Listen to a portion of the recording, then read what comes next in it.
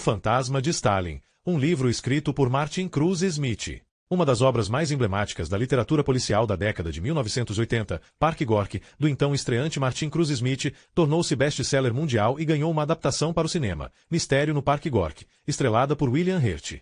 O romance, que tinha como cenário uma Moscou fria e decadente, cercada por mistérios e controlada pela KGB, lançou o autor entre um dos principais nomes do gênero e apresentou aos leitores o anti-herói Arkady Renko, inspetor-chefe do Departamento de Homicídios. Mais de 20 anos depois, Smith traz de volta seu protagonista, um homem agora cansado e desiludido, forçado a investigar um estranho caso. Passageiros afirmam ter visto o fantasma do ditador russo Joseph Stalin vagando pelos corredores escuros do metrô de Moscou, toda noite, no mesmo horário. Os rumores começam a se espalhar, disseminando inquietude pela cidade. A tarefa de solucionar o mistério é confiada a Renko, que não está disposto a acreditar em sobrenatural. Para ele, o fenômeno tem todas as características de um teatro montado para fins políticos. O objetivo seria reacender uma nostalgia latente em todo o povo russo. Mas logo as coisas ficam complicadas. Explodem protestos, terrorismo e uma série de homicídios, que Renko suspeita terem relação com Nikolai Isakov, um veterano boina negra da guerra civil na Chechênia e hoje expoente da direita ultraconservadora. Isakov é perigosamente próximo a Arkady, por manter um relacionamento suspeito com Eva, companheira do detetive. Assim, quando Eva desaparece, a vida inteira de Renko passa a depender da investigação que vai além da cidade de Moscou, onde estão sendo exumados corpos de milhares de soldados soviéticos mortos durante a guerra contra os invasores alemães em 1941. O inspetor-chefe será forçado a lidar com o fantasma de seu pai, general do exército e um dos mais próximos colaboradores de Stalin. E descobrirá segredos que remontam à Segunda Guerra Mundial, que muitos estão dispostos a proteger.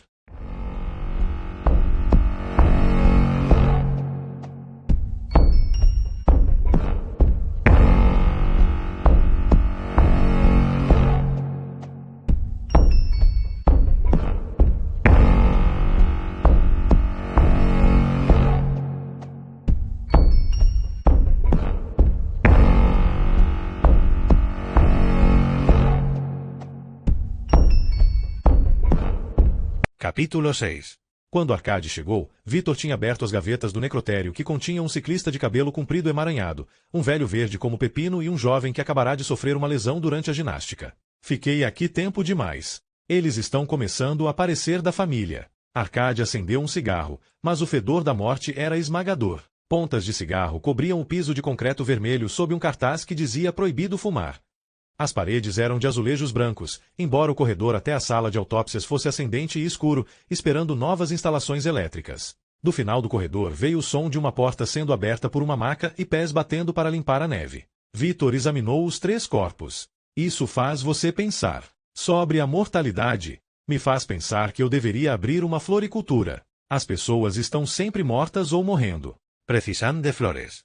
Vitor empurrou para dentro o ginasta, o homem verde e o ciclista, e puxou um corpo queimado em posição fetal. Empurrou e puxou uma mulher com longos cabelos grisalhos. Colocou-a de volta e puxou um saco de pancadas humano cheio de cortes e contusões. Empurrou e puxou um suicida com o pescoço comprido como o de um ganso. Empurrou e torceu o nariz para o cheiro de deterioração da gaveta seguinte. Seja como for, me ocorreu que talvez estejamos agindo da forma errada. Nosso problema não é necessariamente a tatuagem, pois podemos facilmente encontrar algum artista que a copie. Nosso problema é a pele. Vitor puxou um corpo com um rosto sombrio e uma ferida profunda na nuca. Kuznetsov.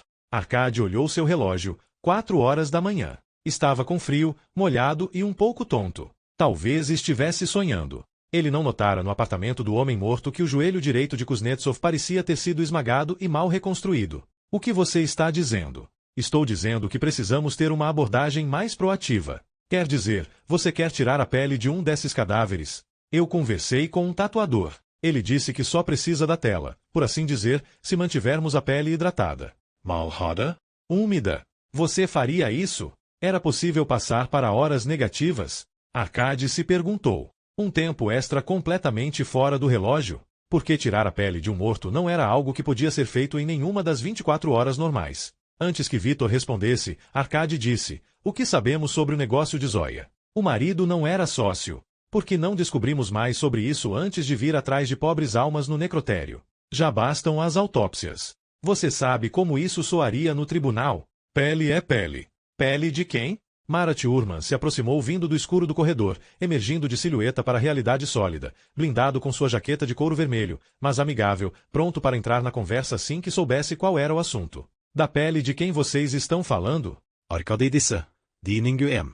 É sábio mantê-la. Boa ideia. O chefe do necrotério não gosta de detetives mexendo nas provas, mortas ou não. Urman parou na frente da gaveta aberta e olhou para seu ocupante. Ora, é nosso amigo Kuznetsov. Ele não está mais usando um cutelo, mas eu o reconheço. Olhou para Arkady. Por que você está tão interessado nesse caso?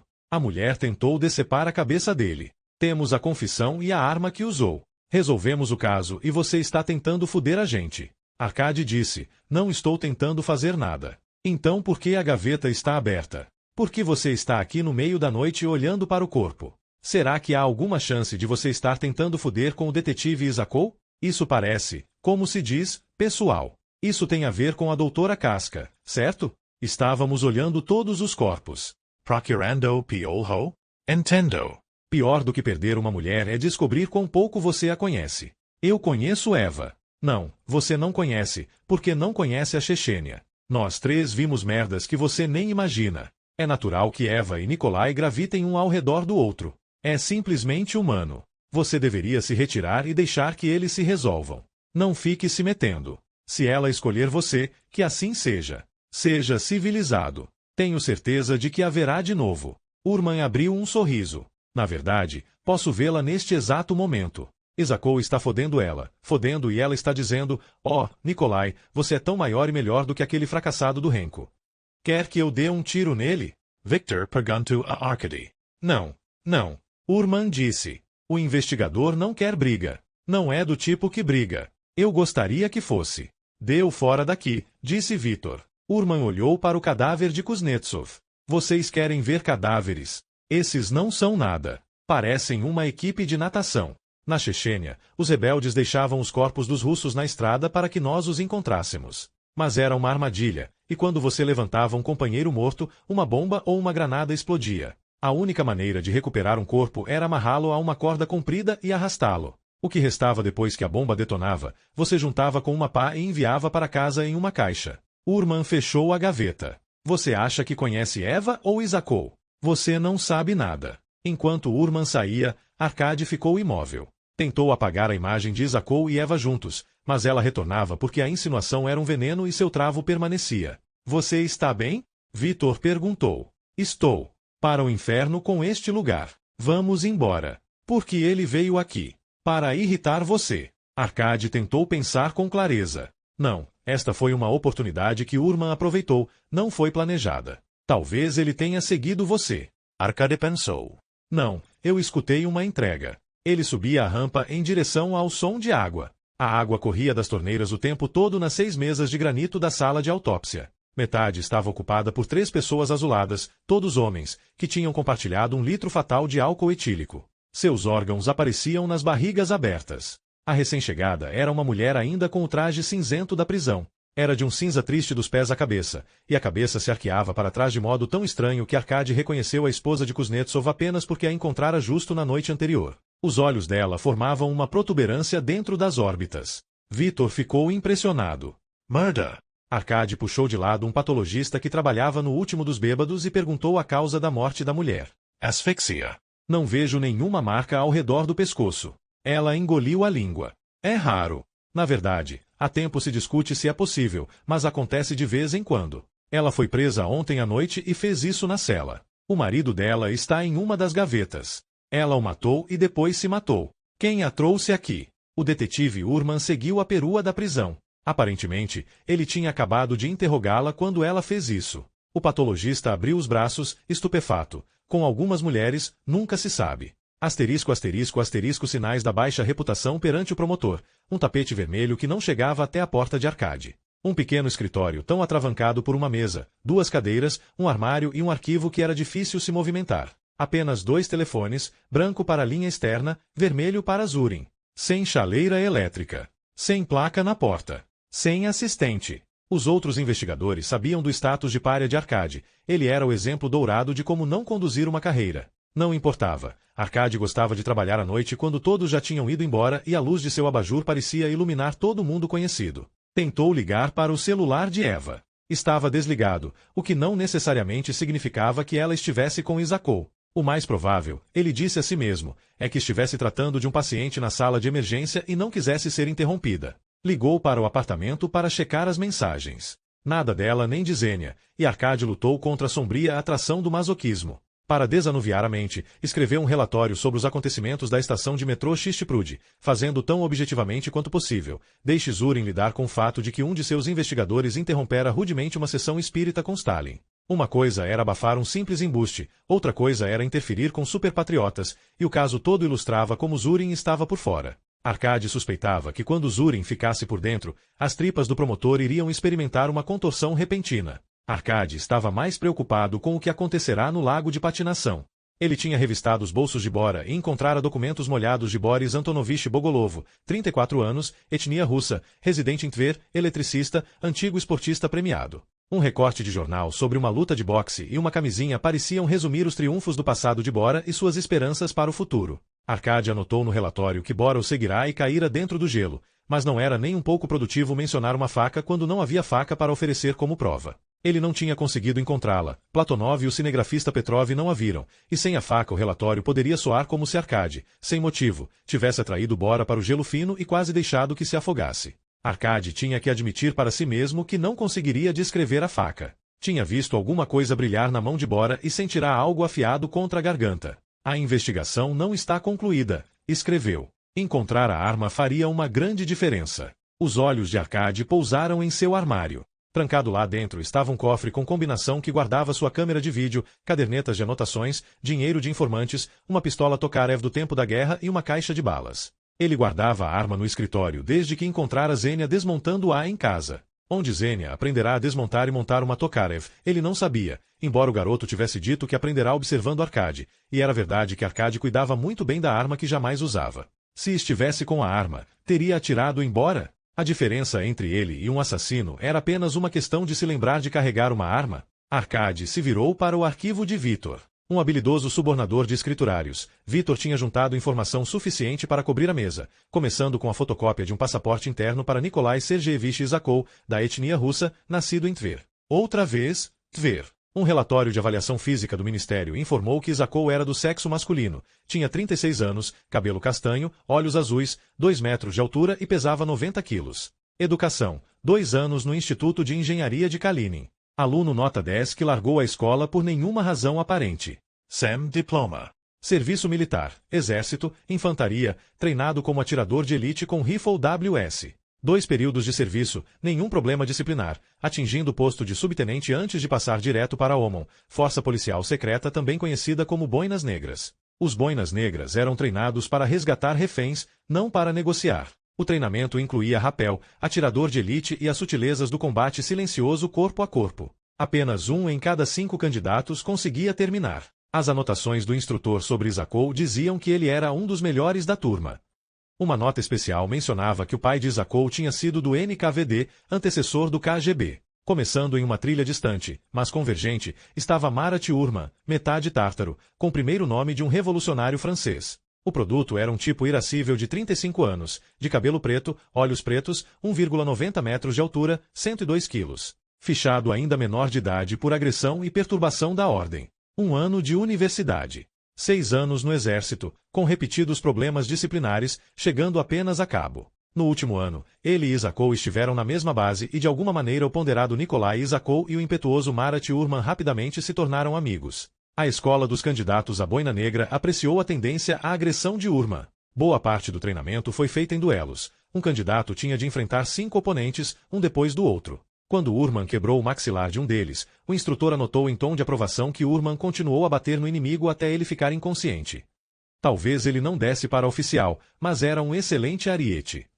Além disso, seu amigo Nikolai Isakov estava lá para conter Marat, caso este perdesse o controle. De uniforme preto e azul, botas e boinas pretas, os dois formavam uma dupla formidável. Eles foram juntos para a Chechênia. Na Primeira Guerra da Chechênia, no começo dos anos 1990, os rebeldes tinham massacrado um exército russo de jovens recrutas mal treinados. Na Segunda Guerra da Chechênia, começada no final dos anos 1990, o Kremlin enviou uma ponta de lança de mercenários e tropas de elite, ou seja, os Boinas Negras. Vitor tinha feito cópia de um artigo do Izvestia, escrito em Grozny, sobre um ataque surpresa de rebeldes chechenos a um hospital de campanha russo. O repórter descrevia o horror de homens feridos tendo suas gargantas cortadas ao meio em suas camas e a fuga dos rebeldes. Uma estimativa de 50 terroristas em 2 caminhões roubados e um transporte blindado de pessoal foram na direção leste para uma pequena ponte de pedra que cruza o rio Suncha. Ali, sua sorte aparentemente acabou. Um esquadrão de boinas negras de Tver, apenas 6 homens, liderados pelo capitão Nikolai Isakov, oficial condecorado em seu segundo turno na região, tinha escutado notícias do ataque por celular e estava esperando entre os salgueiros da margem oriental do rio. A estreiteza da ponte forçava os veículos a atravessar em fila, um de cada vez, diretamente na mira dos rifles dos boinas negras. O próprio Isakov abateu o motorista do carro de combate com um único tiro, bloqueando eficazmente a ponte. Uma fuzilaria saudou os outros terroristas quando tentavam sair dos caminhões, na esperança de sobrepujar o pequeno número de tropas dos boinas negras em seu caminho.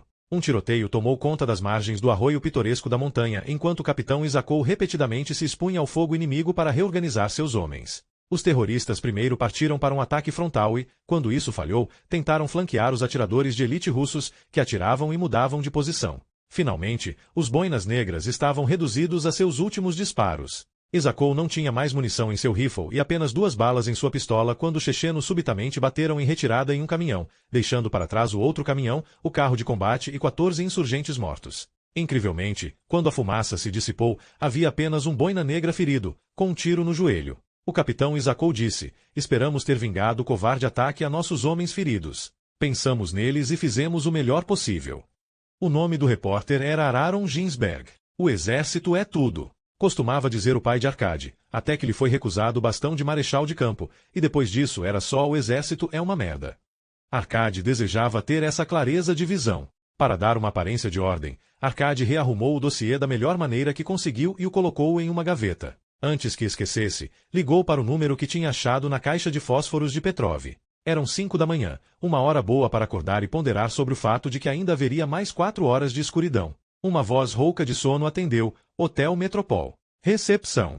Desculpe, foi engano. Um grande engano." O opulento Hotel Metropol e o desgrenhado cinegrafista Pietr Petrov não combinavam de jeito nenhum. Arkady tinha 2 minicassetes, um que tirara da câmera de vídeo de Petrov na plataforma do metrô e o outro do bolso de Petrov. Colocou o primeiro minicassete na câmera de vídeo, conectou a câmera à televisão e se sentou para assistir. A fita começava mais cedo que Arkady previa, com o cineasta Zelenky na Praça Vermelha. A neve tinha começado a cair e nuvens sujas como sacos de cimento se aglomeravam sobre a igreja de São Basílio. O formato era de um documentário e as notícias, de acordo com Zelenky, eram terríveis. A Rússia levará uma facada pelas costas de uma conspiração de antigos inimigos, uma oligarquia endinheirada e terroristas estrangeiros, para solapar e humilhar a terra-mãe. Zelenky tinha frases de efeito. O idealismo acabou. A União Soviética tinha se desmoronado, removendo a barreira entre a Rússia e o Ocidente decadente de um lado e o fanatismo islâmico do outro. A cultura da Rússia estava globalizada e degradada. A câmera foi de uma velha pedindo esmolas para um cartaz da Bulgari. Não admira que os patriotas anseiem tanto pela liderança firme de outra era. O que o videotape mostraria, Zelenky disse para a câmera, em tom grave, podia ser um milagre, uma visão de Stalin no último trem da noite.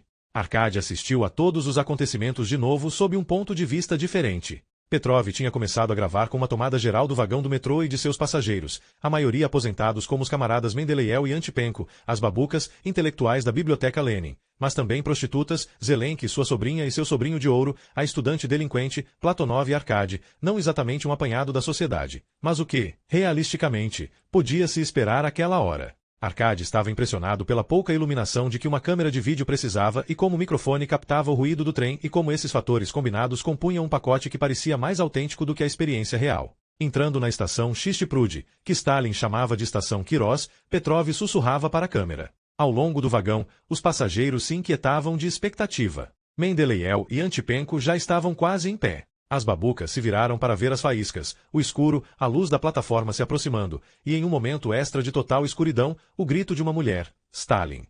Quando as portas se abriram, todos saíram desabalados, menos Arkady, que observava Platonov, e Zelenky, que observava Arkady. A fita cortou para a plataforma e para a multidão que crescerá com o acréscimo de passageiros que desembarcaram dos vagões da frente. A foto de Stalin estava pousada contra uma coluna da plataforma. Os pequenos Misha e Tanya acenderam uma vela na frente da foto e expressaram sua gratidão a Stalin por salvar a humanidade e ser o farol de sua época. Os veteranos assentiram solenemente, as mulheres enxugaram os olhos. Zelensky entrevistou algumas velhinhas meigas e distribuiu camisetas dos patriotas russos e a reunião estava acontecendo quando, saído de lugar nenhum, um maluco com uma japona chutou a vela nos trilhos, encerrou a reunião autoritariamente e pegou a câmera. Arkady não parecia nada bem. Em nenhum momento a câmera mostrou os dois americanos ou Bora. Em câmera lenta, também era possível ver que fora a prostituta ruiva que primeiro gritara o nome de Stalin, depois Mendeleev e Antipenko. Arkady resolveu que deveria comer alguma coisa, o que permaneceu na teoria porque não havia comida na mesa exceto uma crosta de queijo embrulhada em um papel engordurado.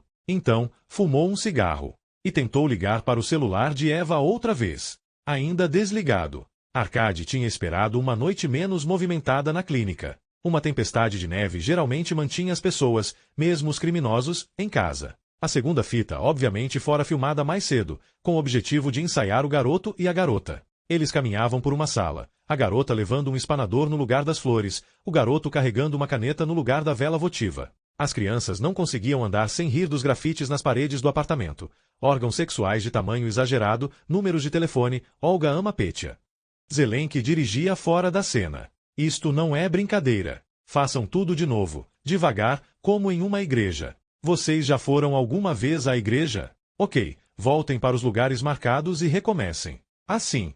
Mais devagar, crianças, isto não é uma corrida. Não prestem atenção à câmera. Olhem para frente e se concentrem na foto, no rosto simpático do homem. Ele é um santo e vocês estão levando para ele esses presentes especiais. Fiquem juntos, juntos, fiquem juntos. Assim está melhor. Petya, o que você acha? O cinegrafista disse. Eles não acompanharam a marcação. Estão escutando, crianças? A câmera não mente. A fita azul no piso marca onde vocês começam e onde devem parar. Esta noite vai haver muita gente. Vocês têm que fazê-los se afastar e a única maneira de fazer isso é praticando. As crianças caminharam pela sala outra vez. Querido camarada Stalin, Zelensky sopru a fala. Querido camarada Stalin, as crianças da Rússia lhe agradecem. E outra vez. O garoto disse, você uniu o povo russo e expulsou os invasores fascistas. A garota disse, como amado humanista, você liderou uma Rússia que as nações amantes da paz no mundo admiraram e respeitaram. Outra e outra vez até Zelensky bater palmas e dizer, amo vocês, crianças.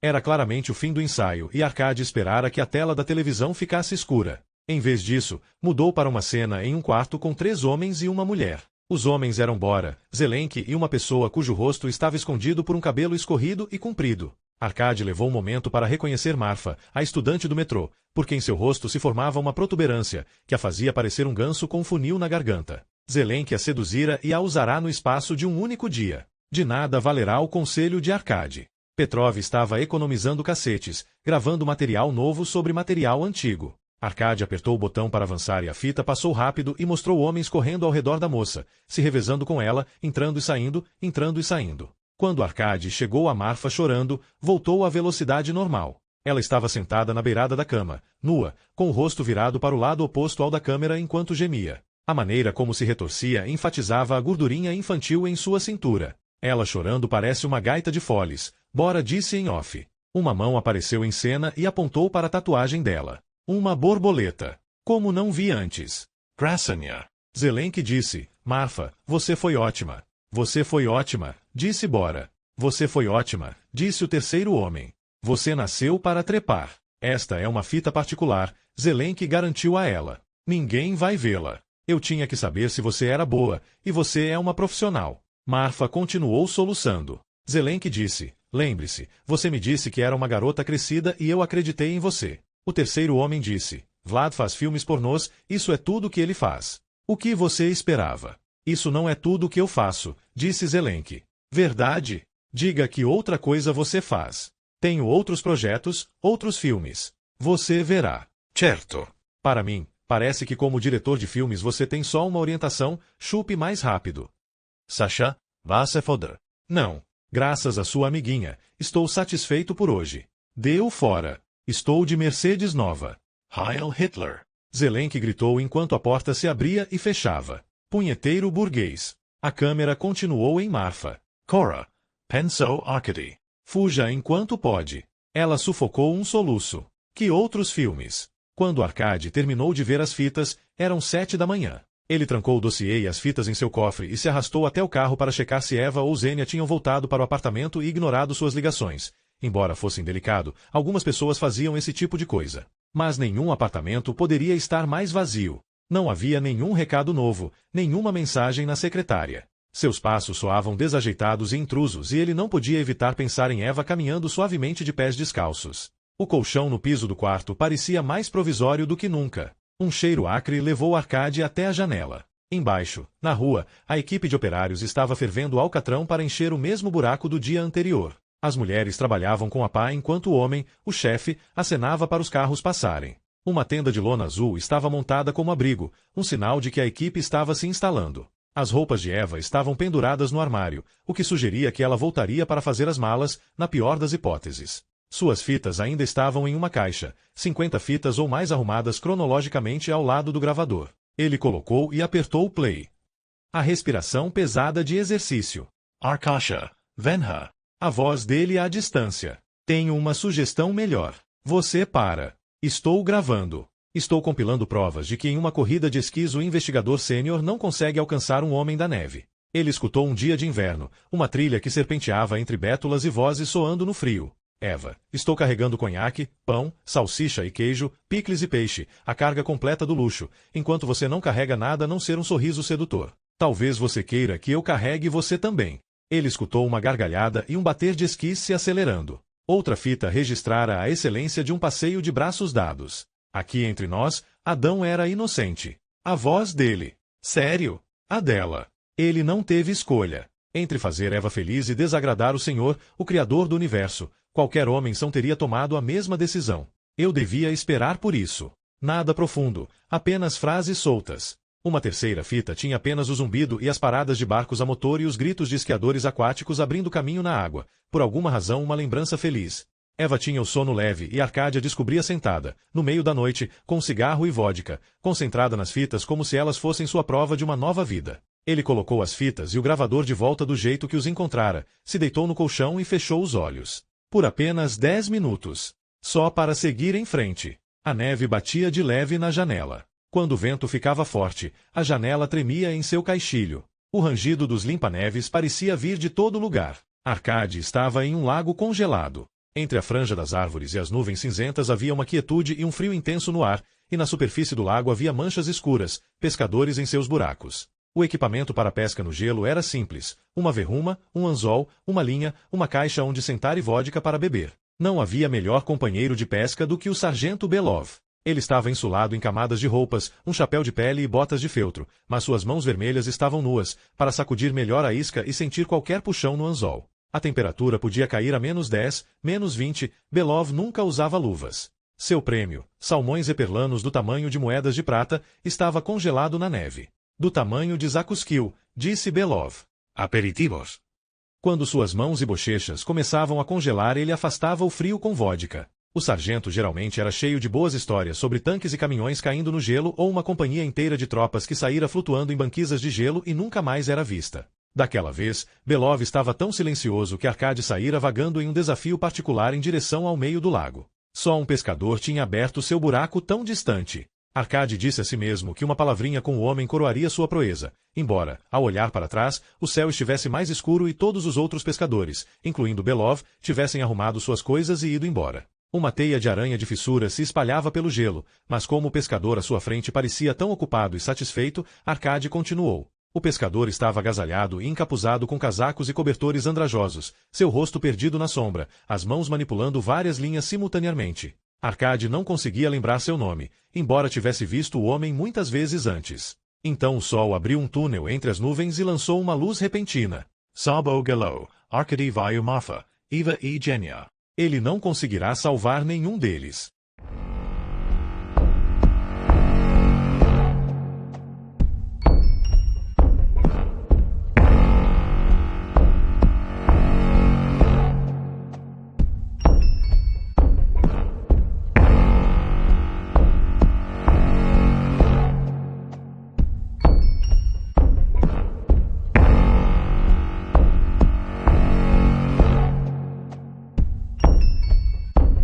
Capítulo 7. A arpista no palco do restaurante do Metropol tocava com gestos lânguidos, circulares, de olhos fechados, aparentemente indiferente aos americanos que tomavam seu desjejum na mesa mais próxima. Willie tinha um rosto cheio e cabelos finos, como um bebê de 1,80 metros vestindo um terno. Encheu sua tigela de cereal. Ali estava um sujeito, pensou Arcade, que planejava morrer com saúde. Pacheco parecia ser seu guarda-costas. Na casa dos 40, um pouco careca e um pescoço de touro, Pacheco estava começando o dia com um bife e uma pilha de blinis. Por quê? Arcade se perguntara. Um tipo esmulambado como Petya Petrov tinha escrito o número do telefone do hotel na caixa de fósforos de um clube de cavalheiros chamado Tahiti. Quais dos hóspedes internacionais do Metropol Petya podia conhecer? Arcade só conseguia pensar nos 2 americanos da plataforma do metrô em Chishtiprud, e os reconheceu assim que entrou no restaurante. O maitre confirmou seus nomes na lista de assinaturas do buffet e Arcade esperou que os americanos começassem a comer antes de seguir seu caminho por entre toalhas cor-de-rosa e banquetas vermelhas. Importam-se se eu me sentar com vocês? Arcade mostrou sua identificação ao sentar. Socialmente, era um tanto constrangedor, como se ele tentasse se enfiar em um barquinho já lotado. Os americanos não se perturbaram. Wiley devolveu a identificação. Nem um pouco. Uma xícara de café? Desjejum? Sirva-se. Só não chute nada, como fez ontem à noite. Pacheco tinha uma voz grave de fumante. Café, pelo menos. Wiley acenou para o garçom. Então você se lembra de ontem à noite? Stalin no metro? Da maneira como você dispersou tudo? Como poderia esquecer? Peço desculpas. Pacheco tinha um rosto rude e olhinhos pretos. O sujeito fala inglês melhor do que eu. Ernie é do Texas, disse Wiley. É um cowboy. Saiu. Pacheco levantou um dedo quando o arpista passou de Port Elise para o tema de Lara. Já viu Dr. Zhivago? Wiley disse. Talvez o investigador Renko tenha até lido o livro. 2 americanos aparecem em uma plataforma de metrô no meio da noite. Não descem nem sobem no trem. Em vez disso, participam da gravação ilegal de uma cerimônia em homenagem a Stalin. Vocês 2 falam russo? Wiley disse. Foi minha segunda opção na faculdade. Eu fui sargento da Marinha na embaixada. Pacheco cortou a carne. Na época da Guerra Fria. Tudo o que podemos lhe dizer é que estávamos fazendo o nosso trabalho. Em Moscou? Que trabalho seria esse? Trabalho com marketing. Ajudo as pessoas a vender coisas. Podem ser refrigerantes, carros mais rápidos, outros detergentes, o que quer que seja e onde quer que seja, Moscou, Nova York, Cidade do México. Você quer vender Stalin na América? Não. Nos Estados Unidos, Stalin está morto. Agora, Hitler é diferente. Na América, Hitler continua na moda. History Channel, moda de rua, videogames. Mas aqui na Rússia, Stalin é o rei. Para resumir uma longa história, estamos usando a nostalgia por Stalin para fazer propaganda do partido político Patriotas Russos. É um partido que mal começou e só restam 3 semanas até a eleição. Precisa construir imediatamente uma identidade e um candidato atraente. Um herói de guerra bonitão, se possível. Kanhake? Pacheco perguntou a Arcade. No desjejum? Ainda não terminamos. Arcade tentou voltar à questão. Mas a eleição russa é problema dos russos. Vocês são americanos. Wiley disse. Lembra-se de quando Boris Yeltsin voltou dos mortos? Ele tinha uma taxa de aprovação de 2%. Era um bêbado, era um palhaço, o que você quiser. Mas consultores políticos americanos como eu entraram no jogo, fizeram uma campanha ao estilo americano e Yeltsin venceu 36% a 34% para os comunistas. A taxa de aprovação de Nikolai Isakov tem pelo menos isso. Ele causará impacto. Você faz isso para qualquer um? Para qualquer lado. Sim. Você é um mercenário. Um profissional. O principal é, e quero enfatizar isso, que o que eu faço é perfeitamente legal. Como está indo a campanha por Isakov? Wiley fez uma pausa. Melhor do que o esperado. Minhas perguntas não foram ofensivas, espero. Não, estávamos esperando por elas. Para ser franco, Arcade, estávamos esperando você. E? Você sabe, com cada candidato fazemos uma espécie de questionário. Pontos positivos e negativos. Principalmente negativos, porque precisamos antecipar qualquer linha de ataque potencial que a oposição possa usar. Drogas, agressões, corrupção, orientação sexual. Precisamos ver nosso cliente nu, por assim dizer, porque você nunca sabe quando questões pessoais vão se tornar públicas. Até agora, parece que a única coisa com a qual temos que nos preocupar é você. E? Pacheco tinha se virado na cadeira para observar a arpista. Não é um anjo? Cabelos dourados, pele branca, vestido branco. Só precisa de um par de asas. Imagine como deve ser para ela, se levantar às 5 da manhã, se vestir, pegar o metrô, Deus sabe onde, para desperdiçar boa música com uma multidão com a cara enfiada em cereal matinal. Wiley se inclinou para mais perto de Arcade. Sua mulher fugiu com Isacou. Você vai armar uma confusão por causa disso. Ela não é minha esposa. O rosto de Wiley se iluminou. Ah, então me enganei. É um grande alívio. O conhaque chegou e Arcade bebeu meio copo de um gole só. Viu, você queria, disse Pacheco. Qual foi o truque? Perguntou Arcade. Desculpe? Conseguir que as pessoas dissessem que viram Stalin. Qual foi o truque? Wiley sorriu. É simples. Criam-se as condições certas e as pessoas fazem o resto. O que você quer dizer?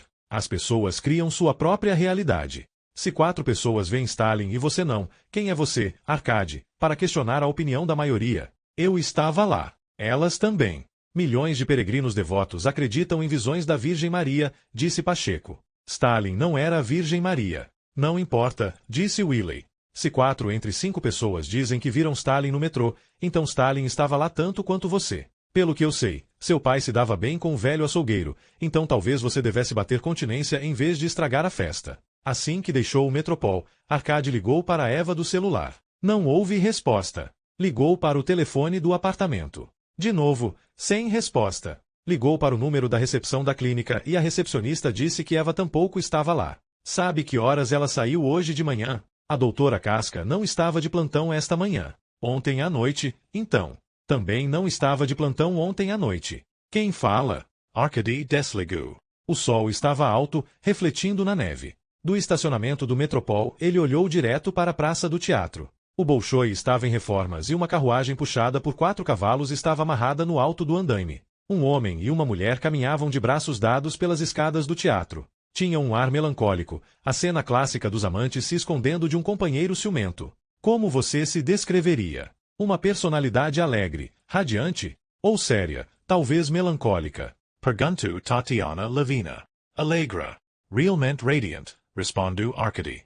Gosta do ar livre? De esportes? Ou prefere atividades intelectuais em lugares fechados? Grandes paisagens. Esquiar, jogar futebol, fazer longas caminhadas na lama. Tem livros? Televisão. Prefere um concerto de Beethoven ou jogar em um cassino? De quem? Fuma? Estou tentando parar. Bebe? Talvez uma taça de vinho no jantar. Arcade tinha dito a Tatiana que era um russo-americano com esperança de encontrar uma noiva russa. A casamenteira avaliou duvidosamente seus sapatos russos gastos e sua palidez invernal, mas suas habilidades de vendedora responderam ao desafio. Nossas mulheres esperam conhecer americanos, não russos-americanos. Também tenho a impressão de que você é um pouco mais intenso do que imagina. Tentamos juntar homens e mulheres que tenham interesses e personalidades parecidos. Os opostos se atraem. E depois se divorciam. Chá? Tatiana tinha cabelos brilhantes tingidos com rena, um sorriso otimista e cheirava a sachê. Encheu 2 xícaras na chaleira elétrica e se perguntou em voz alta como Arcade tinha encontrado o escritório da Cupido no porão com tanta neve na Arbat. A Arbat era uma via pública planejada para atrair turistas que passeavam para dentro de lojas que vendiam âmbar, vodka, matrioscas, bugigangas imperiais e camisetas com o rosto de Lenin. Ou, no caso da Cupido, apresentações a mulheres russas. Naquele dia a neve tinha expulsado os desenhistas, os malabaristas, as ciganas e todos os turistas, salvo os mais persistentes. Arcade vira Zóia sair, suava em um casaco de pele longo e chapéu combinando, mas as luzes do escritório tinham ficado acesas e ele pensou que, antes de Vitor ir ao necrotério novamente, talvez fosse prudente dar uma olhada no negócio do qual Zóia era coproprietária com o marido que ela queria ver morto. Vitor tinha passado no apartamento para pegar os minicassetes de Petrov e fazer cópias. Pornografia era um desperdício com Arcade, que dera uma olhada nas fitas, mas Vitor sustentava que todas as provas deviam ser estudadas. Qualquer coisa menos que isso não seria profissional. A Cupido tinha uma área de espera, um espaço para reuniões onde a casamenteira e Arcade estavam sentados, 2 cubículos separados por vidro fosco e um escritório interno fechado que ele supôs que fosse de Zóia. Fotografias emolduradas de casais felizes cobriam as paredes. As mulheres eram jovens e russas, os maridos eram americanos, australianos e canadenses de meia idade. O mais importante é que você e sua companheira sejam parecidos. Você não gostaria de alguém educado, culto e profundo? Parece exaustivo. Você apresentou algum desses? Ele apontou para a foto de um homem com chapéu de cowboy com o braço gordo ao redor de uma mulher embaraçada vinda de Moscou? Murmansk? Smolensk? Trabalho aqui apenas meio período, mas já uni alguns casais bem simpáticos. O problema é que geralmente não juntamos russos com russas. No TI. Seus olhos pousaram sobre uma pilha de formulários de visto americano. Bem, o que posso dizer sobre casais russo-americanos? Nada em comum, é verdade. Mas as mulheres russas não querem um homem russo que fique jogado no sofá e não faça nada além de beber e se queixar da vida. Os americanos não querem mulheres americanas, que geralmente são mimadas ou agressivas. Nós atendemos homens maduros, tradicionais, que procuram mulheres cuja inteligência e cuja educação não atrapalhem sua feminilidade. O celular vibrou no bolso do paletó de Arkady e ele verificou no visor a identidade de quem telefonava. Zurin. Arkady desligou o telefone. Desculpe. Não somos apenas um site na internet e um telefone. Não somos um clube ou um serviço de encontros. Não pegamos $50 e mandamos uma lista de e-mails de sabe Deus que tipo mulheres, ou de mulheres que se mudaram ou se casaram ou morreram. Aqui na Cupido levamos você pela mão até sua alma gêmea. Posso? Ela abriu o que parecia ser um álbum de fotos de casamento e foi virando as páginas para ele. Em cada uma havia uma foto de qualidade profissional de uma mulher atraente, de vestido ou roupa de tênis. O primeiro nome, Helena, Júlia, seja lá qual fosse, estatísticas vitais, educação, profissão, interesses, idiomas e uma declaração pessoal. Júlia, por exemplo, ansiava por um homem de bom coração e com os pés no chão. De vez em quando Tatiana parava em uma página para murmurar. Faz algum tempo que esta está na prateleira. Talvez. Arkady notou uma loura chamada Tânia com roupa de esquiar que parecia capaz de jantar o coração de um bom homem. Dançarina, acho. Não apenas dançarina, arpista. Ela toca no Metropol. Acabei de vê-la. Acredite em mim, ela não é o seu tipo. Embora parecesse distante com a harpa, o sorriso de Tânia na fotografia era bem carregado. A roupa de esquiar era de um material prateado apertado que somente uma esquiadora muito boa justificaria. As marcas na neve atrás dela eram diamantes negros. De qualquer maneira, está comprometida, disse Tatiana. Não está disponível. Bem, se eu estivesse interessado em alguém mais, quanto a Cupido cobra? Os americanos pagam pela qualidade, disse ela. Por $500, a Cupido prometia 3 apresentações sérias, preparação do visto de noivo russo, especial para o homem, e se o romance florescesse, toda a papelada legal para que ela visitasse a cidade natal dele nos Estados Unidos. Viagem e hotel eram responsabilidade dele. Nós garantimos que você encontre sua alma gêmea. Ela abriu outro álbum e folheou fotos de casais felizes na porta de casa, perto de uma lareira, ao redor da churrasqueira no quintal, ao lado de uma árvore de Natal. E se eu não encontrar minha alma gêmea em 3 tentativas? Fazemos um desconto para as próximas 3. Talvez por eu ser russo o preço possa ser ainda mais ajustado. Tenho que perguntar à proprietária. Quem é? Zoya. Você quase encontrou com ela na escada. Conheci um sujeito que disse que dirigia uma agência como esta. O nome dele era Filatov. É pouco provável. Zoya é quem manda. Agora que você falou, ele não parecia ser do tipo. Tinha o pavio curto. Quando bebe. E quando ele bebe? Todos os dias. Ele parecia. Arkady fez uma pausa como se procurasse a palavra certa. Destrutivo. Aconselhou algumas garotas a se tatuar. Um americano adulto se casaria com uma russa tatuada? Acho que não. Filotov ainda contou a elas onde escondê-la, mas cedo ou tarde o americano iria descobrir. Teria que ser cego para não ver. Arkady ficou com receio de perguntar qualquer coisa além de alguma tatuagem em especial? Não sei dizer. Eu digo para as garotas que se fizeram uma tatuagem é melhor entrarem para uma gangue de motociclistas e não nos fazerem perder tempo. E o americano? Como você sabe que ele não é um assassino em série e já tem 2 ou 3 russas no congelador? Deus do céu! A casamenteira olhou para os lados como se alguém pudesse ter escutado. Não fazemos piadas com essas coisas. Que imaginação horrível. É uma maldição. Ele pensou na caixa de fósforos de Petya e decidiu partir com tudo. Você já ouviu falar de um clube de cavalheiros chamado Tahiti? O olhar de Tatiana ficou gelado. Acho melhor você tentar outra agência. Enquanto voltava para o carro, Arkady ligou para a redação do Izvestia e lhe disseram que Ginsberg, o repórter que escrevera o artigo sobre as heroicas tropas da OMON de Zako, estava cobrindo o julgamento da pizza, o caso do ex-boina negra que mataram um entregador de pizzas. O julgamento estava acontecendo em um novo tribunal ainda em construção. E como vou reconhecer Ginsberg? Pergunto Arkady. A menos que haja mais de um corcunda no tribunal, não deve ser um problema.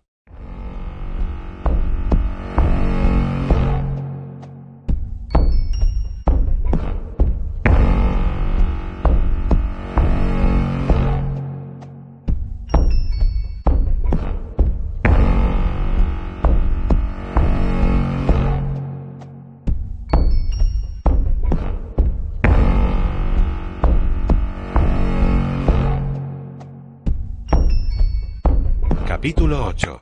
Igor Borodin suava dentro de uma jaula de vidro à prova de balas. Tinha engordado desde seus dias na Omon, o terno estava esticado a ponto de arrebentar e a barba estava mal feita. A luz invernal era peneirada pelas janelas altas iluminando o emblema de uma águia dupla sobre a bancada do juiz e se filtrava até a tribuna do júri, as mesas dos advogados e separado por uma grade de madeira, o público. As cores eram pastel e tons de madeira de uma cozinha sueca e o cheiro de serragem e estuque lembrava que muitas partes do tribunal ainda estavam em construção. Arcade foi silenciosamente até o único lugar disponível, ao lado de uma mulher de pele olivácea com vestido negro e chale. Na fila de trás um homem baixo de barba grisalha tomava notas. Metade dos lugares destinados ao público estava ocupada por homens com os trajes camuflados de azul e preto dos boinas negras, uma tropa de indivíduos duros cujos rostos expressavam impaciência com o processo judicial. Um homem não tinha um braço, outro tinha uma cicatriz lisa e violácea no rosto e os outros simplesmente tinham o olhar vazio dos veteranos de guerra. A sala estava superaquecida e a maioria das pessoas estava com os casacos no colo. Um dos boinas negras tinha aberto a camisa o suficiente para tornar visível a tatuagem de um tigre da Omon.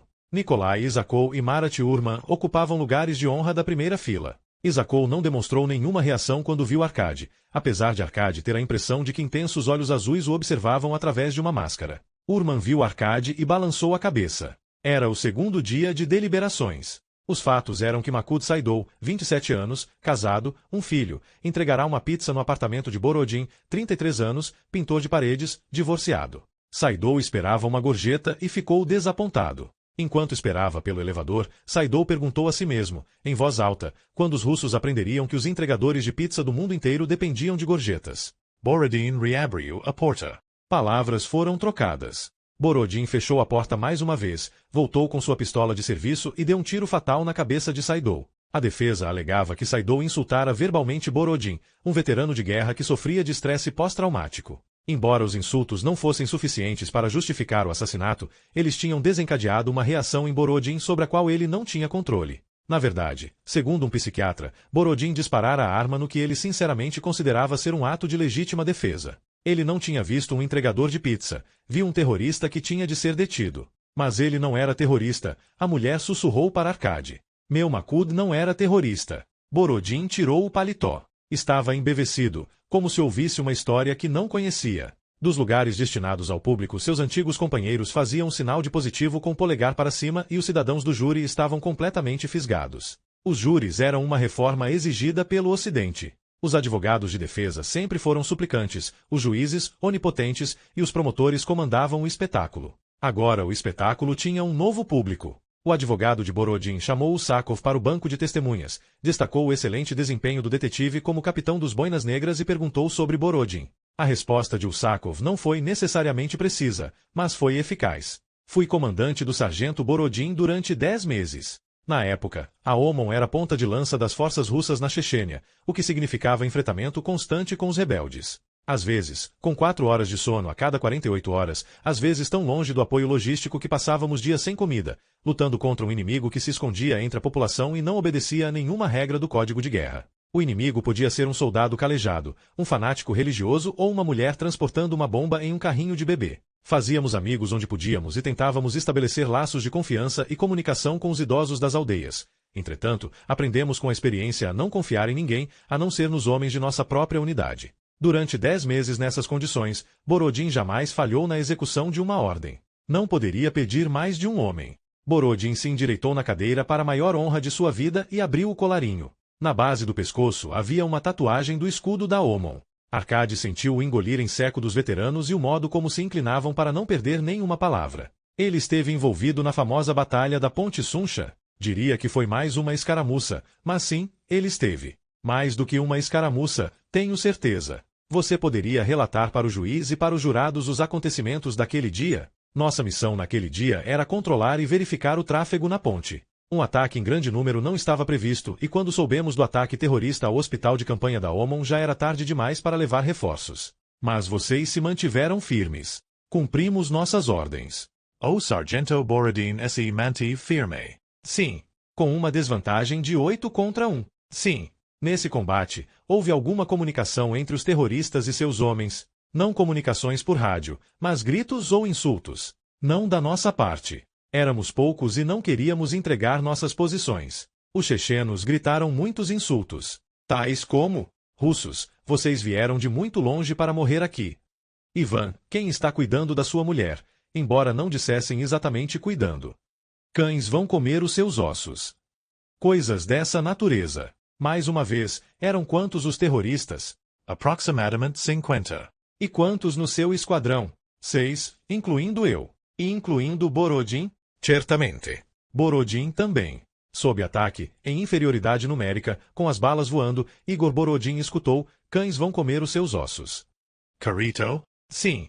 Faço referência à transcrição do depoimento dos vizinhos de Borodin, que escutaram a discussão acalorada no corredor e Makud saidou gritar, que cães comam os seus ossos. Nesse ponto, Borodin se descontrolou. Era novamente o sargento Borodin, estava de volta ao rio Sunsha, protegendo seu país. A mulher de Charlie virou seus olhos escuros na direção de Arkady. E sussurrou, e então ele comeu a pizza. Pausa para o almoço. Ginsberg era uma figura pequena, angular, vestia um casaco preto e um boné e caminhava com sua enorme cabeça conduzindo o resto do corpo. Arkady o seguiu na saída do tribunal e descendo um caminho tosco entre árvores novas com raízes envoltas em aniagem até um carrinho de sorvete na calçada. De perto, a barba e as sobrancelhas do repórter eram cinzentas e desgrenhadas, os olhos levemente estrábicos, e Arkady percebeu que o homem estava bêbado. Ao meio-dia, Arkady comprou um sorvete de chocolate na casquinha, Ginsberg, um picolé de laranja e um cigarro. Comeram enquanto a neve caía ao redor deles, como um par de esquimós, Arkady pensou. Ginsberg disse, dê-me ar fresco, nicotina, açúcar e corante artificial. Um cappuccino não cairia mal. Embora seja importante manter a espuma e o corante artificial longe da barba, para não ficar cômico demais. O que você quer, investigador Renko? Uma pequena informação. Uma pequena informação é algo perigoso. Ginsberg escorregou no meio-fio e teria caído se Arkady não tivesse agarrado sua manga. Você escreveu um artigo para o Izvestia sobre a batalha que ajudou a fazer de Nikolai Isakov um herói nacional. Olhando nos olhos de Ginsberg, Arkady viu alguma inteligência tentando emergir. Sim. Você o entrevistou? Viajei com a unidade dele durante um mês em seu primeiro turno de serviço. Eu era o único jornalista que os acompanhava. Ele dizia que jornalistas de tamanho normal ocupavam muito espaço. Vocês ficaram amigos? Os russos em geral têm duas reações seguras, bater no judeu e rir do corcunda. O que me torna duplamente vulnerável. Isakov estava livre de tudo isso. Então vocês eram amigos. Sim. Você o admirava. Era um homem instruído. Não era o que alguém esperaria de um boina negra em uma área de combate. Claro, eu o admirava e agora é um candidato dos patriotas russos. Ele mudou. Pensei a mesma coisa. Por isso achei estranho hoje que você não estivesse sentado com ele, nem mesmo trocando algumas palavras. Vocês se ignoraram. Por quê? É essa a sua pergunta? Qual é meu relacionamento pessoal com o detetive Isakov atualmente? Com ele e com Marat Urman. Você quer minha opinião oficial? Isakov e Urman são boinas negras veteranos e patriotas russos respeitados, e a Batalha da Ponte Sunsha exemplifica o espírito de luta da OMON. Que tal? Então, por que a OMON manteve Isakov no posto de capitão? Arkady perguntou. Porque ele não foi promovido depois de uma vitória como aquela. O que deu errado? Pergunte ao Major Agronsky. Ele era o chefe do comitê de recomendações. Ginsberg oscilou no meio-fio e riu. Talvez Agronsky soubesse fazer contas. Você sabe. 50 rebeldes contra 6 boinas negras. Não, eu nunca disse isso. Salve a bandeira vermelha. Hurra! Hurra! Hurra!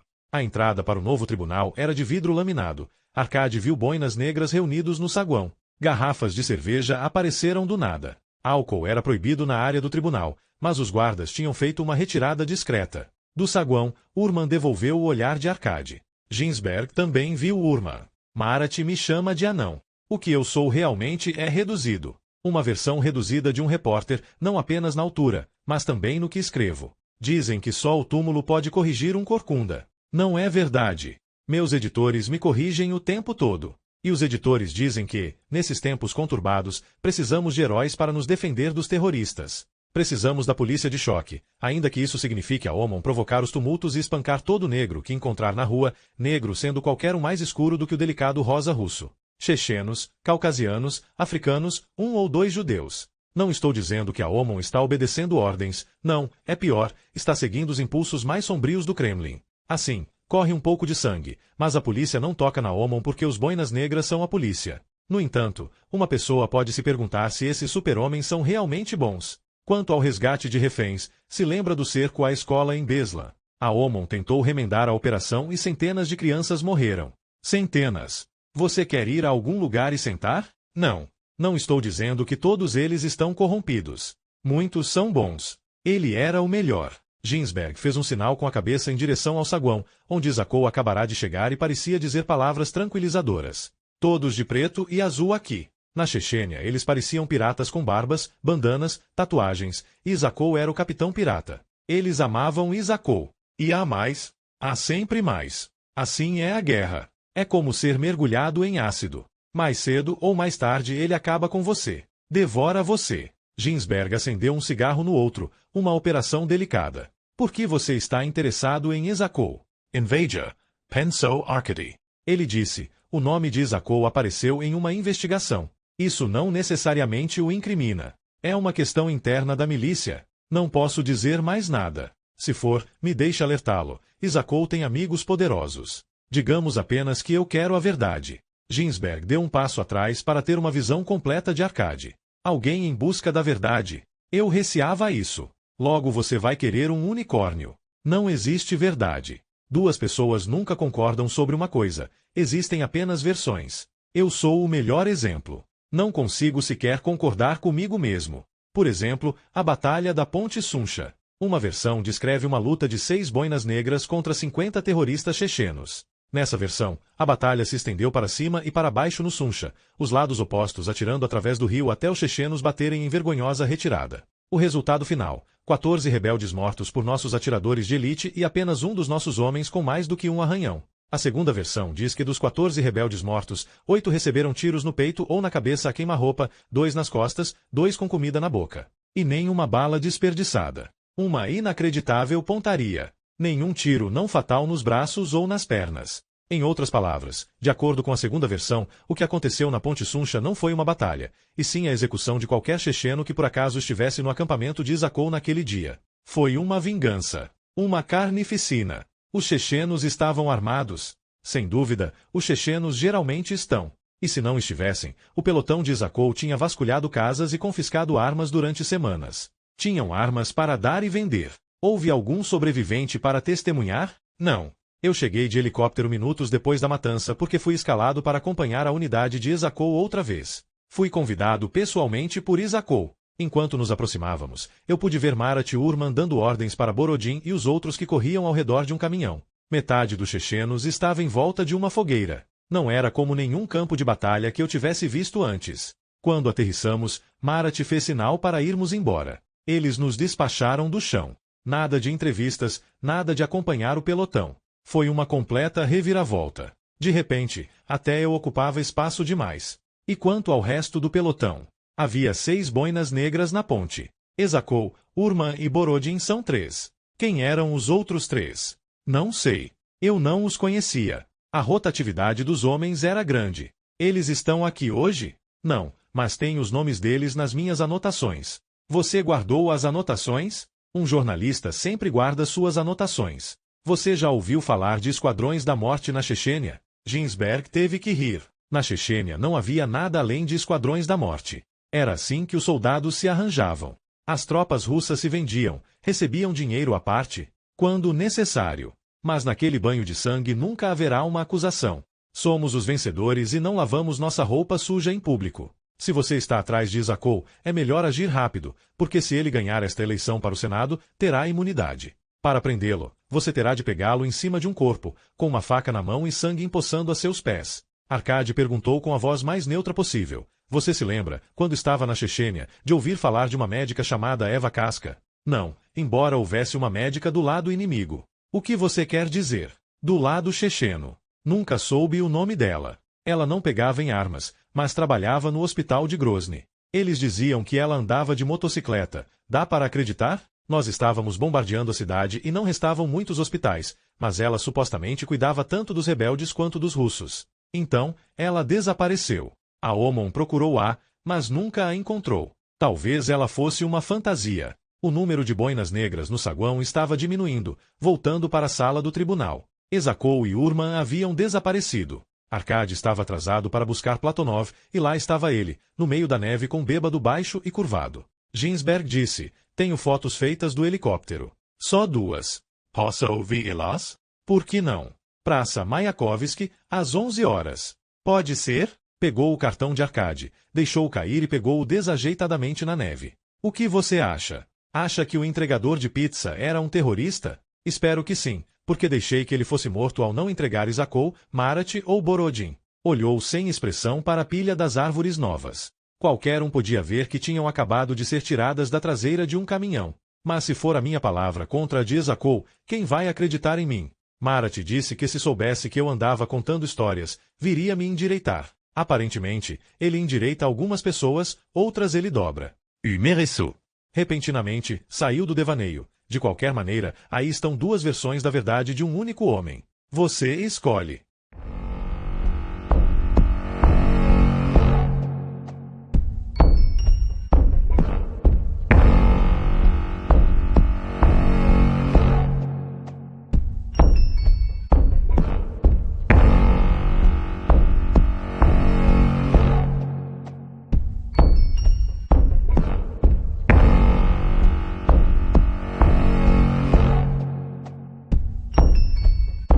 Capítulo 9. O tempo passado em uma gaveta do necrotério tinha alterado Kuznetsov. Ele parecia ter sido colorido por uma criança de 4 anos, que pintara o rosto, a barriga e os pés com marrom lívido e o resto do corpo com azul frio, costurado na frente com fio grosso. Estava um pouco achatado, os olhos afundados e a papada frouxa. Por causa do açúcar no álcool, ele cheirava a fruta passada. Sua esposa ocupava a mesa seguinte. Ele e ela. Arkady tirou o casaco e vestiu luvas de borracha enquanto Platonov ficava de pé ao lado, como um homem esperando ser devidamente apresentado. Vocês estão invadindo. Um jovem patologista chegou falando de maneira explosiva. Era baixo, com um aspecto pegajoso. Não é incômodo, mas os detetives disseram que já tinham terminado. Eu não gostaria nem um pouco de aborrecer Isakov e Urma. Nenhum de nós gostaria. Noite cheia. Pergunto Arkady. Todas as 6 mesas de granito estavam ocupadas, torneiras funcionando, embora ele não estivesse vendo nenhuma autópsia sendo feita. Hypothermia. Esta é uma noite fria. Nós os recolhemos, mas não fazemos autópsias a menos que sejam mortes violentas. Assim como fizeram com os 2 Kuznetsovs. Sim. E agora terminaram. A menos que alguém venha retirá-los. Se não, serão enterrados na vala comum. Então você tem tempo para nos ajudar. Em que? Pegue a flauta. As orelhas de Platonov coçaram. Uma flauta em um necrotério. Está vendo, esse é o tipo de coisa que só vejo com você, Renko. O grande mestre tinha chegado ao apartamento de Arkady com humor de cão, depois de esperar horas para ser pego e cheio de queixas das namoradas velhas. Em uma determinada idade, as mulheres não querem as luzes acesas na hora do sexo, querem uma escuridão profunda. Ele mostrará a Arkady os hematomas e arranhões que sofrerá ao atravessar o quarto. Entretanto, um homem dessa idade tem que ir ao banheiro inúmeras vezes durante a noite. Com as garrafas de champanhe, o maldito gato e a mesinha de cabeceira, era uma corrida de obstáculos. Platonov parecia revigorado por ver os mortos do necrotério, os casos de hipotermia do dia, uma bonança de corpos frágeis, descoloridos, que eram velhos mas não tão velhos quanto ele. Esta é a casa dos mortos, a balsa do rio Estige, anunciou Platonov. O cheque-mate final. Com seu casaco desalinhado e seu chapéu sem forma, ele vagou entre os cadáveres, lendo as fichas, satisfeito consigo mesmo e dizendo, mais novo, mais novo, mais novo, mais novo. Isso deixa um homem filosófico, não é, Renko? Alguns ficam filosóficos, outros simplesmente vomitam. O patologista retornou com um secador de cabelo e um estojo de flauta. Do estojo, tirou um pano de veludo e desembrulhou um cilindro de vidro com dimensões que mais pareciam de um pífaro do que de uma flauta. O cilindro estava cheio de cristais de cor púrpura. Em cada ponta havia um tampão de borracha. Esta é a flauta. Arkady pôs o cilindro nas mãos de Platonov. Sua tarefa é esquentá-la. O que tem dentro? Cristais de iodo. Tente não inalar o vapor. Que noites interessantes com você, Renko. Sinceramente. Com a ajuda do patologista, Arkady rolou Kuznetsov de bruços. O corte do cutelo na nuca chegava até o osso. Um golpe só. Um feito e tanto para uma mulher bêbada demais para ficar de pé, disse Arkady. O patologista disse. Ouvi dizer que ela confessou 2 vezes, uma vez na cena do crime e outra vez em sua cela. E depois engoliu a língua.